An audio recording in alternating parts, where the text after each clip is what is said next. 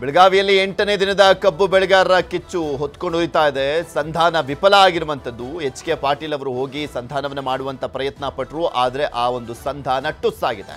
ರೈತರ ಹೋರಾಟ ಮತ್ತಷ್ಟು ತೀವ್ರ ಆಗ್ತಾ ಇದೆ. ರಾಜ್ಯ ಸರ್ಕಾರಕ್ಕೆ ಇಂದು ಸಂಜೆವರೆಗೂ ಡೆಡ್ಲೈನ್ ಅನ್ನ ಕೊಟ್ಟಿದ್ದಾರೆ. ನಾಳೆ ಹೋರಾಟ ತೀವ್ರ ಆಗೋದ್ರ ಜೊತೆಗೆ ಹೆದ್ದಾರಿಗಳೆಲ್ಲವನ್ನು ಕೂಡ ಬಂದ್ ಮಾಡುವಂತ ಎಚ್ಚರಿಕೆಯನ್ನ ಕೊಡಲಾಗ್ತದೆ. ಇವತ್ತು ಸಂಜೆಯ ಒಳಗಡೆ ನಮ್ಮ ಬೇಡಿಕೆ ಏನಿದೆ ಅದು ಈಡೇರದಿದ್ರೆ ಅಂತ ರೈತರು ಹೇಳ್ತಾ ಇದ್ದಾರೆ. ಸಂಜೆಯ ಒಳಗಡೆ ಬೇಡಿಕೆ ಈಡೇರದಿದ್ರೆ ಹೋರಾಟ ತೀವ್ರ, ಬೇಡಿಕೆ ಈಡೇರದಿದ್ರೆ ನಾಳೆ ಹೆದ್ದಾರಿ ಬಂದ್ನ ಎಚ್ಚರಿಕೆಯನ್ನ ಕೊಡಲಾಗಿದೆ. ದರ ನಿಗದಿಯ ಸಂಬಂಧ ಸಂಪುಟ ಸಭೆಯಲ್ಲಿ ಇಂದು ಚರ್ಚೆಯನ್ನ ಕೂಡ ಮಾಡಲಾಗ್ತಾ ಇದೆ. ಕೆಲ ಹೊತ್ತಲ್ಲೇ ಪ್ರತಿಭಟನೆ ಸ್ಥಳದಲ್ಲಿ ರೈತ ಮುಖಂಡರು ಸಭೆಯನ್ನ ಕೂಡ ಮಾಡಲಿದ್ದಾರೆ. ಬೆಂಗಳೂರಿಗೆ ಹೋಗ್ಬೇಕಾ ಬೇಡವಾ ಅಂತ ಚರ್ಚೆಯನ್ನ ಮಾಡುವಂತ ಸಾಧ್ಯತೆ. ಸಭೆಗೆ ಹೋಗೋದಾದ್ರೆ ಯಾರೆಲ್ಲ ಹೋಗಬೇಕು, ನಮ್ಮ ಒಂದು ಪಟ್ಟಿನಲ್ಲಿ ಏನಾದರೂ ಸ್ವಲ್ಪ ಹೆಚ್ಚು ಕಮ್ಮಿ ಮಾಡ್ಕೊಳ್ಬೇಕಾ ಅನ್ನುವಂಥದ್ರ ಬಗ್ಗೆನೂ ಕೂಡ ಅವರು ಚರ್ಚೆಯನ್ನ ಮಾಡಲಿದ್ದಾರೆ. ಇನ್ನು ಯಾರ್ಯಾರು ಈ ಹೋರಾಟದ ವಿಚಾರಕ್ಕೆ ಸಂಬಂಧಪಟ್ಟಂತೆ ಏನೇನು ಮಾತನಾಡಿದ್ದಾರೆ ನೋಡೋಣ. ಮಾನ್ಯ ಮುಖ್ಯಮಂತ್ರಿಗಳು ನಿಮ್ಮ ಜೊತೆಗೆ ಮಾತಾಡ್ಬೇಕು. ನಿಮ್ಮ ಜೊತೆಗೆ ಮಾತಾಡಿ ನಿಮಗೆ ನೇರವಾಗಿ ಏನು ನಿಮ್ಮ ಕಬ್ಬಿಗೆ ಬೆಲೆ ಕೊಡ್ಬೇಕಾಗಿರ್ತಕ್ಕಂಥ ಕಾರ್ಖಾನೆಯವರು ಅದರಲ್ಲ ಅವ್ರ ಜೊತೆಗೆ ಮಾತಾಡ್ಬೇಕು. ಮಾನ್ಯ ಮುಖ್ಯಮಂತ್ರಿಗಳ ಜೊತೆಗೆ ಮಾತನಾಡಿ ನೀವು ಯಾರ 10 ಮಂದಿ ಬರ್ರಿ, ನೀವು ಯಾರ 10 ಮಂದಿ ಬರ್ರಿ, ಇಲ್ಲ 20 ಮಂದಿ ಬರ್ರಿ. ನಾವು 7 ದಿನ ಆಯ್ತು, ಲಕ್ಷ 2 ಲಕ್ಷ 3 ಲಕ್ಷ ಜನ ಸೇರಾಕತ್ತೀವಿ. ನಿಮಗ ನಾವು ವಿನಂತಿ ಮಾಡ್ಕೊಳ್ತೀವಿ, ಜಿಲ್ಲಾಧಿಕಾರಿಗಳ ನೇತೃತ್ವದೊಳಗ ಮೀಟಿಂಗ್ ಮಾಡ್ಕೋರಿ. ಸಿದ್ದರಾಮಯ್ಯ ಸಾಹೇಬ್ರ ಜೊತೆ ಸಾಯಂಕಾಲ ತನಕ ಮಾಡ್ಕೋರಿ. 8 ಗಂಟೆ ತನಕ ನಿಮಗ ನಾವು ಸಮಯ ಕೊಡ್ತೀವಿ, ಚರ್ಚೆ ಮಾಡ್ಕೋರಿ. ಸಾಯಂಕಾಲ ನಮಗ್ ಹೇಳಿದ್ರಿ ಅಂತಂದ್ರ ಇಂತಿಷ್ಟು ರೇಟ್ ಅಂತ ಹೇಳಿದ್ರ ನಮಗ್ ಹೊಂದಾಣಿಕೆ ಆಯ್ತು ಅಂದ್ರ ಹೋರಾಟ ಹಿಂದ್ ತಕ್ಕೊಳ್ತೀವಿ. ಇಲ್ಲ ಅಂತಂದ್ರ ರಾಷ್ಟ್ರೀಯ ಹೆದ್ದಾರಿ ಬಂದ್ ಮಾಡೋದೇ ನಮ್ಮದು ಘೋಷಣೆ ಐತಲ್ಲ, ನಾವು ಹಿಂದ್ ತಕ್ಕೊಳ್ಳ. ಪ್ರತಿಭಟನೆ 5-6 ದಿನಗಳು ನಡೆದರೂ ಸಹ ರಾಜ್ಯ ಸರ್ಕಾರ ಇದ್ರ ಬಗ್ಗೆ ಗಮನ ಹರಿಸದೇ ಇರುವಂಥದ್ದು. ಇನ್ನು ರೈತರನ್ನ, ಕಬ್ಬು ಬೆಳೆಗಾರರನ್ನ ಎಷ್ಟು ಹಗುರವಾಗಿ ರಾಜ್ಯ ಸರ್ಕಾರ ತೆಗೆದುಕೊಂಡಿದೆ ಅನ್ನೋದು ಮೇಲ್ನೋಟಕ್ಕೆ ಗೊತ್ತಾಗ್ತದೆ. ಹೇಳಬೇಕೋ ಬೇಡ ಗೊತ್ತಿಲ್ಲ, ಅಧಿಕಾರದ ಮದ ಈ ರೀತಿ ಅವ್ರಿಗೆ ಮಾಡಿಸ್ತಾ ಇದೆ ಅಂತ ಹೇಳಿ ಅನಿಸ್ತಾ ಇದೆ. ಬಹುಶಃ ಹಿಂದೆ ಯಾವುದೇ ರಾಜ್ಯ ಸರ್ಕಾರಗಳು ಯಾವುದೇ ಒಂದು ಹೋರಾಟಗಾರರ ವಿಚಾರದಲ್ಲಿ, ರೈತರ ವಿಚಾರದಲ್ಲಿ ಇಷ್ಟು ಕೆಟ್ಟದಾಗಿ ಯಾವುದೇ ಸರ್ಕಾರಗಳು, ಯಾವುದೇ ರಾಜ್ಯ ಸರ್ಕಾರಗಳು ನಡೆದುಕೊಂಡಿರಲಿಲ್ಲ. ಅವ್ರಿಗೆ ಅನುಭವ ಇಲ್ಲ, ಬೊಮ್ಮಾಯಿಗೆ ಅನುಭವ ಇಲ್ವೇ, ಇವ್ರಿಗೆ ಅಶೋಕ್ಗೆ ಅನುಭವ ಇಲ್ವೇ. ವಿಜಯೇಂದ್ರ ಮೊದಲನೇ ಟೈಮ್ ಶಾಸಕರಾಗಿ ಪಕ್ಷದ ಅಧ್ಯಕ್ಷರಾಗಿ ಡಿಮ್ಯಾಂಡ್ ಮಾಡ್ತಾರೆ. ಬಟ್ ಆದರೆ ಸರ್ಕಾರ ನಡೆಸಿರೋರು ಅವ್ರ ತಂದೆ ಉಪಮುಖ್ಯಮಂತ್ರಿಯಾಗಿ ಅಶೋಕ್ ವಿರೋಧ ಪಕ್ಷ ನಾಯಕರಾಗಿ ಗೊತ್ತಿಲ್ವೇ? ನಾವು ನೋಡಿಲ್ವೇ ಎಷ್ಟು ವರ್ಷದಿಂದ BJP ಸರ್ಕಾರ ಮಾಡೋನಾಗ, ಆಡಳಿತ ಮಾಡಿದಾಗ ಯಾವ್ಯಾವ ಪರಿಹಾರ ಕೊಟ್ಟವ್ರೆ ಅಂತ. ಈ ಸರ್ಕಾರ ಬಂದ ಮೇಲೆ ರೈತರ ಪರವಾಗಿ ಪರಿಹಾರವನ್ನು ಯಾವತ್ತೂ ನಿಲ್ಲಿಸಿಲ್ಲ. ಯಾವ ಡಿಮ್ಯಾಂಡ್ ಇದೆ, ಯಾವ ಸಮಸ್ಯೆ ಇದೆ ಎಲ್ಲವನ್ನೂ ಪರಿಹಾರ ಮಾಡಿ. ಇದ್ರ ಬಗ್ಗೆ ಮಾತನಾಡ್ತಾ ಹೋಗೋಣ. ನಮ್ಮ ಪೊಲಿಟಿಕಲ್ ಬ್ಯೂರೋ ಮುಖ್ಯಸ್ಥರು ಚಿದಾನ್ ಪಟೇಲ್ರ ಇಲ್ಲಿ ಮೇನ್ಲಿ ನೋಡ್ತಾ ಇದೀವಲ್ಲ, ರೈತರ ಹೋರಾಟಕ್ಕೆ ಎಲ್ಲ ಸರ್ಕಾರಗಳು ಕೂಡ ಇದುವರೆಗೂ ತಲೆಬಾಗಿದ್ದಾವೆ. ಆದರೆ ಇದು 8ನೇ ದಿನಕ್ಕೆ ಕಾಲಿಟ್ಟಿರುವಂಥದ್ದು. ಇದು ಅಷ್ಟು ದೊಡ್ಡ ವಿಚಾರನ ಪರಿಹರಿಸಲಿಕ್ಕೆ ಆಗದಲೇ ಇರುವಂಥ ಒಂದು ಜಟಿಲ ಸಮಸ್ಯೆನ ಅಂತ ಬಂದಂಥ ಸಂದರ್ಭದಲ್ಲಿ ನೋಡೋದಾದರೆ ಅದು ಏನು ಅಲ್ಲ ಅಂತಲೇ ಅನಿಸುತ್ತೆ. ಆದರೂ ಕೂಡ ಇಷ್ಟೊಂದು ಪಟ್ಟನ್ನು ಇಟ್ಕೊಂಡಿದ್ದಂಥ ಸಂದರ್ಭದಲ್ಲೂ ಮಾಲೀಕರು ಕೂಡ ಒಂದು ಕಡೆ ಸೇರ್ತಾ ಇಲ್ಲ, ಅವರು ಸಭೆಯನ್ನು ಮಾಡ್ತಾ ಇಲ್ಲ. ಆ ಭಾಗದ ಉಸ್ತುವಾರಿ ಸಚಿವರುಗಳು ಸಭೆಯನ್ನು ಮಾಡ್ತಾ ಇಲ್ಲ. ಸಕ್ಕರೆ ಸಚಿವರು ಕೂಡ ಕೂತ್ಕೊಂಡು ಏನೋ ಒಂದು ಕನ್ವಿನ್ಸ್ ಮಾಡುವಂಥ ಕೆಲಸವನ್ನು ಮಾಡ್ತಾ ಇಲ್ಲ. ಯಾವುದೋ ಇಲಾಖೆಯ ಸಚಿವರು ಹೋಗ್ತಾರೆ, ಸಂಧಾನ ಮಾಡುವಂಥ ಪ್ರಯತ್ನ ಮಾಡ್ತಾರೆ, ವಿಫಲ ಆಗ್ತಾ ಇದೆ. ನಿಮಗೆ 2013-14 ಅವತ್ತು ಬೆಳಗಾವಿ ಅಧಿವೇಶನ ನಡೀತಿದ್ದು. ಇದೇ ಕಬ್ಬಿಗೆ ಬೆಂಬಲ ಬೆಲೆಗೆ ಒತ್ತಾಯಿಸಿ ಅವತ್ತೊಬ್ಬ ರೈತ ವಿಠ್ಠಲ ಹರಬಾವಿ ಅನ್ನೋರು ಆತ್ಮಹತ್ಯೆ ಮಾಡಿಕೊಂಡ್ರು, ವಿಷ ಕುಡಿದು ಆತ್ಮಹತ್ಯೆಯನ್ನು ಮಾಡಿಕೊಂಡ್ರು. ಅವತ್ತು ದೊಡ್ಡ ಮಟ್ಟದ ಹೋರಾಟ ಆಗಿತ್ತು. ಅವತ್ತು ಮುಖ್ಯಮಂತ್ರಿ ಆದಂಥವರು, ಹಾಲಿ ಮುಖ್ಯಮಂತ್ರಿ ಆಗಿರ್ತಕ್ಕಂಥ ಸಿದ್ದರಾಮಯ್ಯನವರು ಅವತ್ತು ಕಬ್ಬಿಗೆ 160 ರೂಪಾಯಿನ ಬೆಂಬಲ ಬೆಲೆಯನ್ನು ಅವತ್ತು ಸರ್ಕಾರ ಅನಿವಾರ್ಯವಾಗಿ ಘೋಷಣೆಯನ್ನು ಮಾಡ್ತು. 300 ರೂಪಾಯಿಯನ್ನು ಅವರಿಗೆ ಎಲ್ಲೊಂದು ಕಡೆ ದರ ನಿಗದಿ ಸಂಬಂಧಪಟ್ಟಾಗಿ ಒಂದಷ್ಟು ಬೆಂಬಲ ಬೆಲೆ ನಿಧಿಗೆ ಕೂಡ 300 ಕೋಟಿ ರೂಪಾಯಿನ ಸರ್ಕಾರ ಘೋಷಣೆಯನ್ನು ಮಾಡ್ತು. ಅದಾದ ಬಳಿಕ 2013 ಅಂದರೆ ಈಗ ಮತ್ತದೇ ಮುಖ್ಯಮಂತ್ರಿ ಸಿದ್ದರಾಮಯ್ಯನವರೇ ಇರುವಂಥದ್ದು. ಅಲ್ಲಿ ಹೋರಾಟಗಳು ನಿರಂತರವಾಗಿದೆ, ಆದರೆ ರೈತರ ಬವಣೆಗಳು ನಿರಂತರವಾಗಿದೆ. ಸರ್ಕಾರಗಳ ಬದಲಾಗಿ ಸರ್ಕಾರಕ್ಕೂ ಅದೇ ಮುಖ್ಯಮಂತ್ರಿ ಆಗಿರ್ತಕ್ಕಂಥ ಸಮಸ್ಯೆ ಕೂಡ ಇನ್ನೂ ಇರ್ತಕ್ಕಂಥದ್ದು. ನಿಮಗೆ ಯಾವುದೇ ಸರ್ಕಾರಗಳು ಕೂಡ ರೈತರ ಸಮಸ್ಯೆ ನೋಡಿ, ಈಗ ವಾರಗಟ್ಟಲೆ ಆಯ್ತು ಈಗ ಹೋರಾಟ ಆರಂಭಿಸಿ. ಯಾರು ಹೊಣೆ ಇದಕ್ಕೆ? ಸರ್ಕಾರ ಹೊಣೆ ಆಗಿರ್ತಕ್ಕಂಥದ್ದು.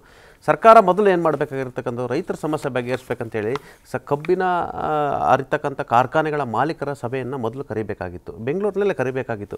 ಇದರಲ್ಲಿ ಪಕ್ಷಾತೀತವಾಗಿ ಅದು ಮುರುಗೇಶ್ ನಿರಾಣಿಯಿಂದ ಹಿಡಿದು ಹಾಲಿ ಸಚಿವರಾಗಿರ್ತಕ್ಕಂಥ ಸತೀಶ್ ಜಾರಕಿಹೊಳಿ ಅವರಿಗೆ ಎಲ್ಲರೂ ಕೂಡ 2-2, 3-3, 4-4 ಕಬ್ಬು ಫ್ಯಾಕ್ಟ್ರಿಗಳಿರ್ತಕ್ಕಂಥದ್ದು, ಜೊತೆಗೆ ಲಕ್ಷ್ಮೀ ಹೆಬ್ಬಾಳ್ಕರ್ ಅವ್ರದ್ದು ಇರ್ತಕ್ಕಂಥದ್ದು, BJP ಅವ್ರದ್ದಿದೆ, JDS ಬೆಂಬಲಿತರದ್ದು ಎಲ್ಲರದ್ದು ಕೂಡ ಇರ್ತಕ್ಕಂಥ. ಸರ್ಕಾರ ಕೂಡಲೇ ಫ್ಯಾಕ್ಟ್ರಿ ಮಾಲೀಕರನ್ನ ಸಭೆ ಕರಿಬೇಕಾಗಿತ್ತು. ಯಾಕಂತ ಹೇಳಿದ್ರೆ ನಿಮಗೆ ಮೊದಲೆಲ್ಲ ಇತ್ತು, ನಿಮಗೆ ಇಳುವರಿ ಕೂಡ ಕಡಿಮೆ ಇತ್ತು. ನಿಮಗೆ 100 kg ಕಬ್ಬು ಹರಿದ್ರೆ ನಿಮಗೆ 9 kg 9.5 kg ಬಂದರೆ ಮತ್ತು 10 kg 10.5 kg ಬಂದರೆ, ಅಂದರೆ ನಿಮಗೆ 1 ಟನ್ನು ಕಬ್ಬಿಗೆ 100 kg 105 kg ಇಳುವರಿ ಬಂದರೆ ಕೇಂದ್ರ ದರ ಇರ್ತಕ್ಕಂಥದ್ದು 3,550 ರೂಪಾಯಿ ಕೊಡಬೇಕು. ಅದಕ್ಕಿಂತ ಕಡಿಮೆ ಬಂದರೆ ಕೊಡಕ್ಕೆ ಬರಲ್ಲ ಅಂತ ಒಂದು ದರ ನಿಗದಿಯಲ್ಲೂ ಕೂಡ ಇರ್ತಕ್ಕಂಥದ್ದು. ಈಗ ನಿಮಗೆ ಕಬ್ಬು ನಾನು ಹೇಳಿದಾಗೆ ನಿಮಗೆ ಕಾಮಧೇನು ಥರ ಆಗಿರ್ತಕ್ಕಂಥದ್ದು. ಏನೋ ಒಂದು ತೆಂಗಿನಕಾಯಿ ಏನೋದಿದೆ, ಅದು ಮೊಟ್ಟೆಯಿಂದ ಹಿಡಿದು ಚಿಪ್ಪಿಂದ ಹಿಡಿದು ಕೊನೆಗೆ ನೀರಿಂದ ಹಿಡಿದು ಕೊನೆಗೆ ತೆಂಗಿನ ಕಾಯಿಂದ ಹಿಡಿದು ಕೊನೆಗೆ ಕೊಬ್ಬರಿವರೆಗೂ ಕೂಡ ಯಾವುದು ಕೂಡ ವೇಸ್ಟ್ ಆಗಲ್ಲ. ಈಗಲೂ ಕೂಡ ಕಬ್ಬಲ್ಲೀಗ ನಿಮಗೆ ಪವರ್ನ ಜನ್ರೇಟ್ ಮಾಡ್ತಾರೆ, ವಿದ್ಯುತ್ತನ್ನು ಉತ್ಪಾದನೆ ಮಾಡ್ತಾರೆ, ಮೊಲಾಸಿಸ್ ಇರ್ತಕ್ಕಂಥದ್ದು, ಎಥೆನಾಲನ್ನು ಬಳಸ್ತಾರೆ. ಇವೆಲ್ಲವೂ ಕೂಡ ಉಪ ಉತ್ಪನ್ನಗಳು ಕೂಡ ಇರ್ತಕ್ಕಂಥ ಎಲ್ಲ ಉಪ ಉತ್ಪನ್ನಗಳು ಕೂಡ ಬೆಲೆ ಜಾಸ್ತಿ ಇರ್ತಕ್ಕಂಥದ್ದು. ನಿಮಗೀಗ ಅಂತಾರಾಷ್ಟ್ರೀಯ ಮಾರುಕಟ್ಟೆಯಲ್ಲಿ ಈಗ 1 kg ಸಕ್ಕರೆ ಬೆಲೆ 41 ರೂಪಾಯಿಂದ 45 ರೂಪಾಯಿ ಇರ್ತಕ್ಕಂಥದ್ದು. ಈಗ ನಮ್ಮ ಸರ್ಕಾರಗಳು ಕೂಡ ನಾವೀಗ ಅಂತಾರಾಷ್ಟ್ರೀಯ ವ್ಯಾಪಾರ ಒಪ್ಪಂದಗಳ ಕಾರಣಕ್ಕಾಗಿ ನಾವು ಬೇರೆ ಕಡೆ ಕೆಲವೊಂದು ಆಮದು ಮಾಡಬೇಕು ಮತ್ತು ರಫ್ತನ್ನು ಕೂಡ ಮಾಡಿರಬೇಕಾಗಿರ್ತಕ್ಕಂಥದ್ದು.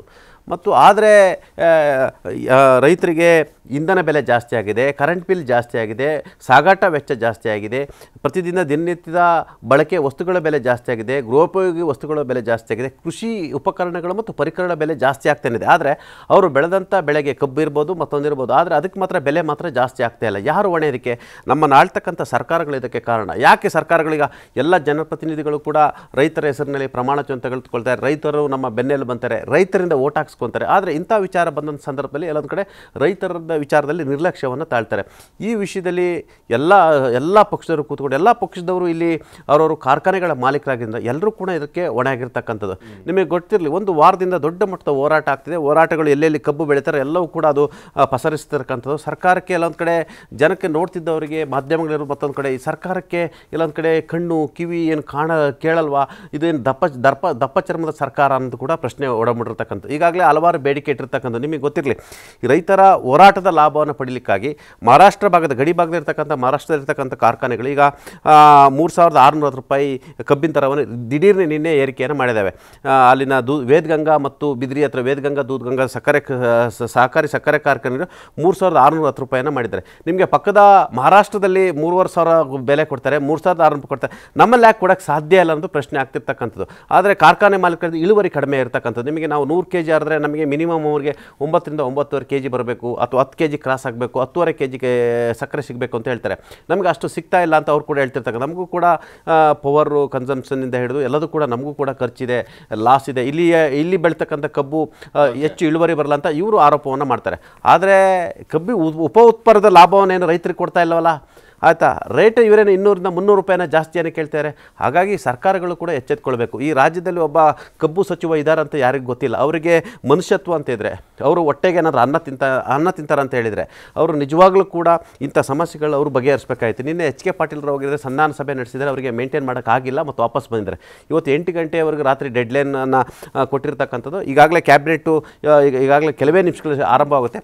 ನಿಜವಾಗ್ಲೂ ಈ ಸರ್ಕಾರಕ್ಕೆ ಮನುಷ್ಯತ್ವ ಅಂತ ಇದ್ದರೆ, ರೈತರ ಬಗ್ಗೆ ನಿಜವಾದ ಕಾಳಜಿ ಇದೆ, ಇದು ರೈತಪರ ಸರ್ಕಾರ ಆದರೆ, ರೈತರ ಧ್ವನಿಯಾಗಿರ್ತಕ್ಕಂಥ ಸರ್ಕಾರ ಆದರೆ, ಇವರಿಗೆ ಮಾನ ಮರ್ಯಾದೆ ಅಂತಿದ್ರೆ ಇವತ್ತು ಕ್ಯಾಬಿನೆಟಲ್ಲಿ ಕೂತ್ಕೊಂಡು ಇವರಿಗೆ ಸಮರ್ಪಕವಾದ ದರವನ್ನು ನಿಗದಿ ಮಾಡಬೇಕು. ಆ ಮುಖಾಂತರ ಹೋರಾಟ ಮಾಡ್ತಿರ್ತಕ್ಕಂಥ ನಮ್ಮ ರೈತರುಗಳಿಗೆ, ಕಬ್ಬಿನ ಬೆಲೆ ನಿಗದಿ ಮಾಡಿದ ರೈತರಿಗೆ ನಿಜವಾದ ನ್ಯಾಯವನ್ನು ದೊರಕಿಸ್ಕೊಡ್ಬೇಕು. ಆಗ ಅದು ನಿಜವಾದ ಸರ್ಕಾರ. ಅದು ಯಾರೇ ಇರ್ಬೋದು. ನಾನು ನಿನ್ನೆ ಹೇಳಿದೆ, ಭಾರತೀಯ ಜನತಾ ಪಕ್ಷರಿಗೆ ಅದು ರಾಜಕೀಯವಾಗಿ ಹೋರಾಟವನ್ನು ಮಾಡ್ಬೋದು. ನೀವು ಕೂಡ ನಿಮ್ಮದೇ ಆದ ಭಾರತೀಯ ಜನತಾ ಪಕ್ಷದಲ್ಲಿರ್ತಕ್ಕಂಥ ಮುರುಗೇಶ್ ಆರ್ ನಿರಾಣಿಯಿಂದ ಅನೇಕರಿದ್ದಾರೆ. ನಿಮ್ಮ ಕಬ್ಬಿನ ಕಾರ್ಖಾನೆಗಳ ಮಾಲೀಕರನ್ನು ಕರೆಸಿ ಅವರನ್ನು ಒಪ್ಪಿಸಿ, ಅವ್ರ ಜೊತೆ ಮಾತುಕತೆ ನಡೆಸಿ, ಅವ್ರು ಒಪ್ಪಿದ್ರೆ ಎಲ್ಲರೂ ಒಪ್ತಾರೆ. ಹಾಗಾಗಿ ರಾಜಕೀಯ ಹೋರಾಟ ಮುಖ್ಯ ಅಲ್ಲ, ಇಲ್ಲಿ ಸಮಸ್ಯೆ ಬಗೆಹರಬೇಕಾಗಿದೆ. ಕಬ್ಬಿಗೆ ನಿಗದಿ ರೈತರಿಗೆ ನ್ಯಾಯವಾದ ಬೆಲೆ ಸಿಗಬೇಕಾಗಿರುವಂಥದ್ದು. ಗುಡಿ, ಇಲ್ಲಿ ಸಕ್ಕರೆ ಸಚಿವರು 8ನೇ ದಿನ ಇವತ್ತು ಸಕ್ಕರೆ ಸಚಿವರು ಅಟ್ಲೀಸ್ಟ್ ಆ ಕಾರ್ಖಾನೆಗಳ ಸುತ್ತಮುತ್ತ ಕಾರ್ಖಾನೆಗಳ ಒಂದು ಸಭೆಯನ್ನು ಕರೆದು ಎಷ್ಟು ಕೊಡ್ಬೋದು ಏನು ಎತ್ತ ಒಂದೇ ಒಂದು ಸಭೆಯನ್ನು ಕೂಡ ಮಾಡಲಿಲ್ಲ. ಅಟ್ಲೀಸ್ಟ್ ಸೌಜನ್ಯಕ್ಕಾದರೂ ಮಾಡಿದ್ದಿದ್ರೆ ರೈತರು ಓಕೆ ಸರ್ಕಾರ ಏನೋ ಮಾಡ್ತಾ ಇದೆ, ನಮ್ಮ ಪರವಾಗಿ ಏನೋ ಧ್ವನಿ ಎತ್ತಿದೆ, ಮನವೊಲಿಸ್ತಾರೆ ಅವರನ್ನು, ಎಷ್ಟಾದರೂ ಕೊಡಲಿ, ಅದು ಸೆಕೆಂಡ್ರಿ. ಬಟ್ ಅಟ್ಲೀಸ್ಟ್ ಮುಂದಾಗಿದ್ದಾರೆ ಅಂತನಾದರೂ ಒಂದು ಸಮಾಧಾನದ ಸುದ್ದಿ ಇರ್ತಾ ಇತ್ತು. ಅದು ಯಾವುದೂ ಕೂಡ ಮಾಡ್ತಾ ಇಲ್ಲ. ನೀವು ಹೋರಾಟ ಮಾಡ್ತೀರಾ ಮಾಡ್ಕೊಳ್ಳಿ, ಏನೋ ಒಬ್ಬರು ಸಚಿವರನ್ನು ಕಳಿಸ್ಬೇಕಾ ಮೆಸೆಂಜರ್ ರೀತಿಯಲ್ಲಿ ನಾವು ಕಳಿಸ್ತೀವಿ ಅಷ್ಟೇ, ಅಲ್ಲಿಗೆ ಮುಗಿತಾ ಇದೆ ಬಿಟ್ರೆ ಈ ಸಮಸ್ಯೆ ಬಗೆಹರಿಸುವಂತ ನಿಟ್ಟಿನಲ್ಲಿ ಮುಂದಾಗ್ತಾ ಇಲ್ಲ ಇವರು.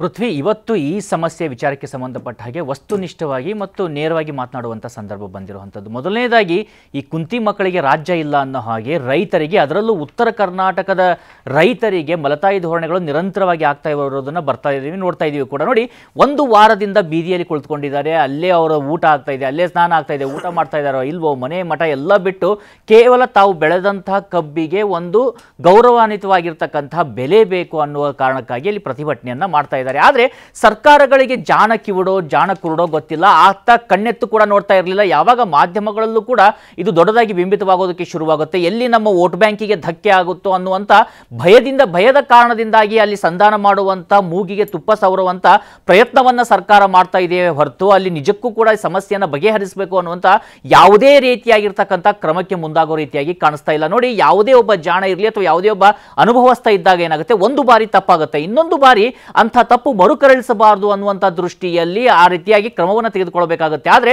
ಸಿದ್ದರಾಮಯ್ಯ ಅವರ ವಿಚಾರದಲ್ಲಿ ಇದು ವ್ಯತಿರಿಕ್ತವಾಗ್ತಾ ಇದೆ. ಅವರ ಮೊದಲ ಸಂದರ್ಭದಲ್ಲೂ ಕೂಡ, ಅವರು ಮೊದಲ ಬಾರಿ ಮುಖ್ಯಮಂತ್ರಿ ಇದ್ದಾಗಲೂ ಕೂಡ ಈಗ ಪಟೇಲ್ರು ಹೇಳ್ತಾ ಇದ್ರು, ರೈತರೊಬ್ಬರು ಆತ್ಮಹತ್ಯೆಯನ್ನು ಮಾಡ್ಕೊಳ್ತಾರೆ, ಪ್ರತಿಭಟನೆಯನ್ನ ಮಾಡ್ತಾರೆ. ಇನ್ನು ಅವರ ಅದೇ ಸಂದರ್ಭದಲ್ಲಿ ರೈತರ ಮೇಲೆ ಮತ್ತೊಂದು ಕಡೆಯಲ್ಲಿ ಲಾಠಿ ಚಾರ್ಜ್ ಅನ್ನ ಮಾಡಿಸಿದ್ದನ್ನು ಕೂಡ ಇಡೀ ರಾಜ್ಯದ ಜನತೆ ನೋಡ್ತಾ ಇತ್ತು. ನಿಮಗೆ ರೈತರು ಅಂದಾಗ ಕೇವಲ ಆ ವೋಟ್ ಬ್ಯಾಂಕ್ ಮಾತ್ರ, ಮತವನ್ನು ಪಡೆದುಕೊಳ್ಳುವಂಥ ಸಂದರ್ಭದಲ್ಲಿ ಅನ್ನದಾತರ ಅನ್ನೋದೇನು, ಹಸಿರು ಟಾವಲ್ ಅನ್ನ ಹಾಕೊಳ್ಳೋದೇನು, ಅಲ್ಲಿ ರೈತರ ಮಧ್ಯದಲ್ಲಿ ಹೋಗಿ ನಿಲ್ಲುವಂಥದ್ದೇನು, ರೈತರ ನಾವು ಹೊಗಳುವಂಥದ್ದೇನು. ಆದರೆ ಅವರಿಗೆ ನಿಜಕ್ಕೂ ಕೂಡ ಸಮಸ್ಯೆಯನ್ನು ಬಗೆಹರಿಸಬೇಕಂತ ಸಂದರ್ಭ ಬಂದಾಗ ಎಲ್ಲಿ ಹೋಗುತ್ತೆ ಈ ರಾಜಕೀಯ ಹಿತಾಸಕ್ತಿಗಳು ಅಥವಾ ರಾಜಕೀಯ ಇಚ್ಛಾಸಕ್ತಿಗಳು ಅನ್ನುವಂಥ ಪ್ರಶ್ನೆಗಳನ್ನ ಮಾಡಬೇಕಾಗುತ್ತೆ. ಇವತ್ತು ನೋಡಿ, ರಾಹುಲ್ ಗಾಂಧಿ ಎಲ್ಲ ಕಡೆ ಹೋಗ್ತಾರೆ, ಇಲ್ಲೂ ಚುನಾವಣೆ ಇದ್ದಾಗ ಬರ್ತಾರೆ, ಇಲ್ಲೂ ಕೂಡ ಪ್ರತಿಭಟನೆಯನ್ನು ಅಲ್ಲಿ ಇಲ್ಲಿ ಸಾಕಷ್ಟು ವಿಚಾರ ಮಾತಾಡ್ತಾರೆ, ಎಲ್ಲದರಲ್ಲೂ ಜಾತಿಯನ್ನ ಹುಡುಕ್ತಾರೆ. ಅದೇ ಈಗ ರೈತರ ಸಂದರ್ಭ ಬಂದಾಗ ಯಾಕೆ ಅವರೇ ಒಂದು ಕಿವಿಮಾತನ್ನು ಹೇಳ್ಬೋದು, ಇಲ್ಲಿ ಬರೀ ನೀವು ಮಂತ್ರಿ ಆಗೋದಕ್ಕೆ ನನ್ನ ಹತ್ರ ಬರಬೇಡಿ, ಅಲ್ಲಿ ರೈತರಿಗೆ ಸಮಸ್ಯೆ ಏನಾಗ್ತಾ ಇದೆ ಅದನ್ನ ಒಂದು ತುಂಬು ಹೃದಯದಿಂದ, ದೊಡ್ಡ ಹೃದಯದಿಂದ ಬಗೆಹರಿಸಿ ಅವರು ಕೇಳಿದಷ್ಟು ಹಣವನ್ನು ಕೊಡಿ ಅಂತ ಯಾಕೆ ಹೇಳ್ಬಾರ್ದು. ಇನ್ನೊಂದು ಕಡೆಯಿಂದ ನೋಡಿ, ಕಾಯ್ದೆ ವಿರುದ್ಧ ಹೋರಾಟ ಮಾಡ್ಬೇಕಾದ್ರೆ ಬೆಂಬಲ ಕೊಡ್ತಾ ಇದೀವಿ ಅಂತೆಲ್ಲ ಹೇಳ್ತಾ ಇರ್ಲಿಲ್ವಾ? ಅದೇ ಹೇಳ್ತಾ ಇದ್ರು. ಆದ್ರೆ ಈಗೆಲ್ಲ ಹೋಗಿದ್ದಾರೆ, ಪ್ರತಿಭಟನೆಗೆ ಮಾತ್ರ ನಾನು ಬರ್ತೀನಿ, ನನಗೆ ಲಾಭ ಆಗ್ತಿದ್ದಾಗೆ ನಾನು ಅಲ್ಲಿಂದ ಹೋಗ್ತೀನಿ ಅನ್ನುವಂಥ ಧೋರಣೆಯನ್ನ ಕಾಂಗ್ರೆಸ್ ನಾಯಕರು ಒಂದು ಕಡೆ ಮಾಡ್ತಾ ಇದ್ರೆ, ಮತ್ತೊಂದು ಕಡೆಯಿಂದ ನೋಡಿ, ಮತ್ತೊಂದು ಪ್ರಮುಖವಾದಂತಹ ಪ್ರಶ್ನೆ ಮೂಡುತ್ತೆ. ಇವತ್ತು ಬೇರೆ ಬೇರೆ ರಾಜ್ಯದಲ್ಲಿ ಎಷ್ಟು ಕೊಡ್ತಾ ಇದ್ದಾರೆ, ಈಗ FRP ಅಂತ ಮಾಡಿದ್ದಾರೆ. ಈಗ ಪಟೇಲ್ ಹೇಳ್ತಾ ಇದ್ದಾಗೆ 1 ಟನ್ ಕಬ್ಬಿನಲ್ಲಿ ಎಷ್ಟು ಸಕ್ಕರೆ ಬರುತ್ತೆ ಅದರ ಮೇಲೆ ಈಗ ಈ ಬೆಲೆಯನ್ನು ನಿಗದಿ ಮಾಡುವಂಥದ್ದು. ನಿಮಗೆ ಗೊತ್ತಿರುವ ಹಾಗೆ ಉತ್ತರ ಕರ್ನಾಟಕದ ಕಬ್ಬುಗಳಿದಾವಲ್ಲ ಪೃಥ್ವಿ, ಅಲ್ಲಿ 1 ಟನ್ ಇದಕ್ಕೆ ಅದು ಕಬ್ಬಿಗೆ ಕನಿಷ್ಠ ಪಕ್ಷ 10 ರಿಂದ 11 ಅಂದ್ರೆ 100 kg ಅಷ್ಟು ಹೆಚ್ಚು ಕಡಿಮೆಯಾಗಿ ಅಲ್ಲಿ ಆರಾಮಾಗಿ ಸಕ್ಕರೆ ಸಿಗ್ತಾ ಇದೆ. ಅಷ್ಟೆಲ್ಲ ಸಿಗ್ತಾ ಇದ್ರು ಕೂಡ ಇವತ್ತು ಸಕ್ಕರೆ ಬೆಲೆಯನ್ನ ಏರಿಕೆ ಮಾಡಿದರೆ, ಮತ್ತು ಇವತ್ತು ಬರೀ ಕಬ್ಬನ್ನು ಸಕ್ಕರೆಗೆ ಮಾತ್ರ ಬಳಕೆ ಮಾಡಲಾಗ್ತಾ ಇದೆ. ಈಗ ನಾವೆಲ್ಲ ನೋಡ್ತೀವಿ, ಈಗ ಕೇಂದ್ರ ಸಚಿವರು ಹೇಳ್ತಾರೆ, ನಿತಿನ್ ಗಡ್ಕರಿ ಅವರು ಹೇಳ್ತಾ ಇದ್ದಂಥದ್ದೇನು, ಈ ಎಥನಾಲ್ ಅನ್ನ ನಾವು ಪೆಟ್ರೋಲ್ನಲ್ಲಿ ಮಿಕ್ಸ್ ಮಾಡೋದ್ರಿಂದ ಅದರ ಲಾಭ ರೈತರಿಗೆ ಹೋಗುತ್ತೆ. ಎಲ್ಲಿ ಹೋಗ್ತಾ ಇದೆ ಲಾಭ?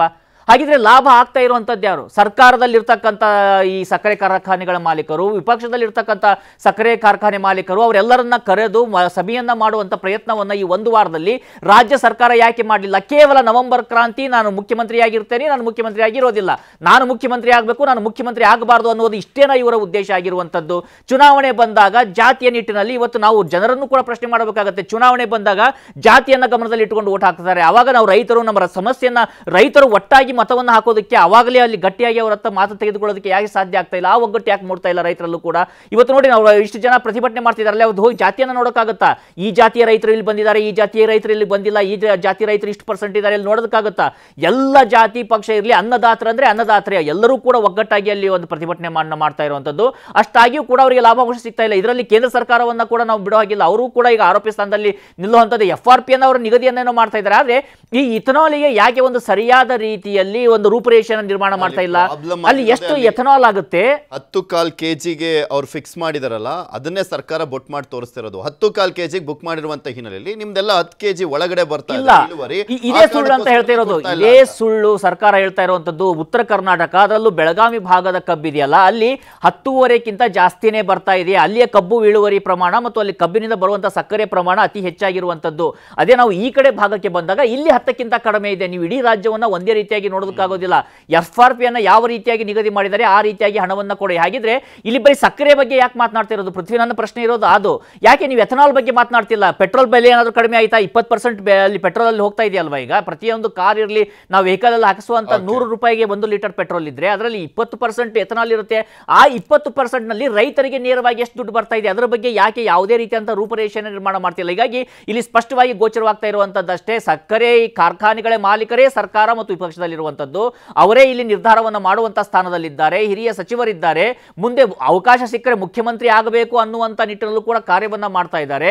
ಇವತ್ತಿನ ಮುಖ್ಯಮಂತ್ರಿಗಳ ಒಂದು ಸೈದ್ಧಾಂತಿಕವಾಗಿರ್ತಕ್ಕಂಥ ಅವರ ಮುಂದೆ ಬರುವಂತ ಒಬ್ಬ ನಾಯಕರಾಗಿ ಕೂಡ ಬೆಳೆಯುವಂತ ಸಾಕಷ್ಟು ಜನ ಇದ್ದಾರೆ. ಅವರೆಲ್ಲರೂ ನಿಂತು ಒಟ್ಟಾಗಿ ರೈತರ ಪರವಾಗಿ ರೈತರ ಸಮಸ್ಯೆಯನ್ನು ಬಗೆಹರಿಸೋದಕ್ಕೆ ಮುಂದಾಗದೇ ಇದ್ರೆ ಖಂಡಿತವಾಗಿ ಇದು ನತದೃಷ್ಟವೂ ಹೌದು. ಆದ್ರೆ ಎಲ್ಲೋ ದೂರದಲ್ಲಿ ಕುಳಿತುಕೊಂಡು ರೈತರು ಪ್ರತಿಭಟನೆ ಮಾಡ್ತಿದ್ದಾರೆ ಅಂತೇಳಿ ಕೇರ್ಲೆಸ್ ಆದಂತ ಆಟಿಟ್ಯೂಡ್ ಅನ್ನ ತೋರಿಸಿದೆ. ಅದೇ ರೈತರು ಎಲ್ಲೇ ಇರಲಿ ಅವರ ರೈತರು ಹೇಗೆ ತನ್ನ ಶಕ್ತಿಯನ್ನು ತೋರಿಸಬೇಕು ತೋರಿಸ್ತಾರೆ. ಇಡೀ ದೇಶಾದ್ಯಂತ ಇದು ಮಾರ್ದನಿಸೋದಲ್ಲಿ ಯಾವುದೇ ರೀತಿಯಾದಂತಹ ಸಂಶಯ ಇಲ್ಲ. ಪೃಥ್ವಿ, ರೈತರು ಮನಸ್ಸು ಮಾಡಿದ್ರೆ ಏನ್ ಬೇಕಾದ್ರೂ ಮಾಡ್ಬೋದು. ಆಯ್ತಾ, ತಮಗೆ ಗೊತ್ತು, ದೆಹಲಿಯ ಗಡಿಭಾಗದಲ್ಲಿ ರೈತರು ವರ್ಷಗಟ್ಟಲೆ ಕೂತರು, ಏನೇನೆಲ್ಲ ಅದನ್ನು ಆ ರೈತ ಹೋರಾಟವನ್ನು ಮಟ್ಟ ಹಾಕ್ಲಿಕ್ಕೆ ಎಲ್ಲ ರೀತಿಯ ಪ್ರಯತ್ನಗಳು ನಡೆದ್ರು. ರೋಡಿಗೆ ಮಳೆಗಳನ್ನು ಹೊಡೆದ್ರು, ರೋಡನ್ನು ಅಗದ್ರು ಬಗದ್ರು. ಆದರೆ ಒಂದು ರೈತ ಹೋರಾಟಗಳಿದಾವಲ್ಲ, ಒಂದು ಸರ್ಕಾರವನ್ನು ಉಳಿಸ್ಬೋದು, ಉರುಳಿಸಲೂಬಹುದು, ಒಂದು ಸರ್ಕಾರವನ್ನು ತರಲೂಬಹುದು, ಆ ಶಕ್ತಿ ಇರ್ತಕ್ಕಂಥದ್ದು. ಹಾಗಾಗಿ ಸರ್ಕಾರಗಳಿಗೂ ಒಂದು ಮಾನವೀಯತೆ ಬೇಕು. ಇದನ್ನು ಎಳ್ಕೊಂಡು ಹೋಗ್ಬಾರ್ದು. ಎಳ್ಕೊಂಡು ಹೋದಷ್ಟು ಸರ್ಕಾರಗಳಿಗೆ ಇದು ಈಗ ದರ ನಿಗದಿ ಮಾಡಲಿಕ್ಕೆ ರಾಜ್ಯ ಸರ್ಕಾರಕ್ಕೂ ಕೂಡ ಅವಕಾಶ ಇರ್ತಕ್ಕಂಥದ್ದು. ಈಗ ಹೇಳ್ತಾರೆ ಕೇಂದ್ರ ಸರ್ಕಾರ ಅಂತ ಮುಖ್ಯಮಂತ್ರಿಗಳು ಹೇಳ್ತಾರೆ. ಕೇಂದ್ರ ಸರ್ಕಾರ ಅದೇ ಹೇಳಿದಲ್ಲ, ಇಳುವರಿಗೆ 10.5 ಇಳುವರಿ ಬಂದರೆ ನೀವು 3,500 ಅಂತ ಇರ್ತಕ್ಕಂಥ. ಆದರೂ ಕೂಡ ರಾಜ್ಯ ಸರ್ಕಾರಗಳು ಕೂಡಲೇ ಕಬ್ಬು ಕಾರ್ಖಾನೆ ಮಾಲೀಕರನ್ನು ಕರೆದು ಸಭೆ ಕರೆದು ಅವ್ರನ್ನ ಮನವೊಲಿಸಬೇಕು. ಅವ್ರ ಮುಖಾಂತರ ಒಂದು ಅಮಿಕಲ್ ಸೆಟ್, ಈಗ 3,500 ಕೇಳ್ತೀರಾ, ಎಲ್ಲ ರೈತ ಮುಖಂಡರು ಒಂದು 10 ಜನ ಕರ್ಕೊಂಡು ಬಂದು ಮೀಟಿಂಗನ್ನು ಕೂರಬೇಕು. ರೈತ ಮುಖಂಡರು ಕೂಡ ಸರ್ಕಾರ ಮೀಟಿಂಗ್ ಆಹ್ವಾನ ಮಾಡಿದಾಗ ಬರಬೇಕಾಗಿರುವಂಥದ್ದು. ವಿನ್ ವಿನ್ ಪಾಲಿಸಿ ಅಂತ ಹೇಳ್ತಾರಲ್ಲ, ಎಲ್ಲಿ ಲಾಸ್ ಆಗ್ತಿದೆ, ಮೂರು ಕಾನೂನುಗಳ ಬಗ್ಗೆ ಹೇಳಿದ್ರಲ್ಲ ಪೃಥ್ವಿ, ಅವತ್ತು ನೋಡಿ ಸಂದರ್ಭದಲ್ಲಿ ಆ 3 ಕಾನೂನುಗಳನ್ನು ಸರಾಗಸಟಕವಾಗಿ ತೆಗೆದು ಹಾಕೋದಕ್ಕಿಂತವಾಗಿ ಅದರಲ್ಲಿ ರೈತರಿಗೆ ಸಮಸ್ಯೆ ಆಗುವಂತ ಅಂಶಗಳನ್ನ ತೆಗೆದು ಲಾಭವಾಗುವಂತ ಅಂಶಗಳನ್ನ ಇಟ್ಟುಕೊಂಡಿದ್ರೆ ಬಹುತೇಕವಾಗಿ ಒಂದು ಪರಿಸ್ಥಿತಿ ಬೇರೆ ಇರ್ತಿತ್ತು. ಕೇವಲ ಪಂಜಾಬ್ ಮತ್ತು ಹರಿಯಾಣದ ಕೆಲ ರೈತರ ಹಿತಾಸಕ್ತಿಗಾಗಿ, ಅಲ್ಲಿರ್ತಕ್ಕಂಥ ಮಧ್ಯವರ್ತಿಗಳ ಹಿತಾಸಕ್ತಿಗಾಗಿ ಇಡೀ ದೇಶಾದ್ಯಂತ ರೈತರು ಅವರಿಗೆ ಸಪೋರ್ಟ್ ಅನ್ನು ಏನೋ ಮಾಡಿದ್ರು. ಆದ್ರೆ ಅಲ್ಲಿ ತಮಗೆ ಲಾಭವಾಗುವಂತ ಅಂಶಗಳನ್ನ ಕೂಡ ಮರೆತಿರೋದು ಕೂಡ ಇಲ್ಲಿ ಸಮಸ್ಯೆ ಆಗುವಂತದ್ದು. ಕ್ಯಾಬಿನೆಟ್ ಸಭೆ ಇದೆ, ಯಾರು ಕೂಡ ರೈತರ ವಿಚಾರದಲ್ಲಿ ನಿರ್ಲಕ್ಷ್ಯ ತೋರಬಾರ್ದು. ಯಾರ ಪ್ರೊಟೆಸ್ಟ್ ಮಾಡಿದ ತಕ್ಷಣ ರೈತರಿಗೆ ಇನ್ಯಾರೋ ಲಾಭ ಇದೆ ಅಂತೆಲ್ಲ. ರೈತ ಒಂದ್ಸೆ ರೈತ ಸಾಯ ತನಕ ರೈತ ಇರೋದಕ್ಕೆ ಸರ್ಕಾರಗಳು ನಾವುಗಳು ಅಥವಾ ಕಬ್ಬು ಕಹಿ ಆಗತ್ತಾ ಅಂತ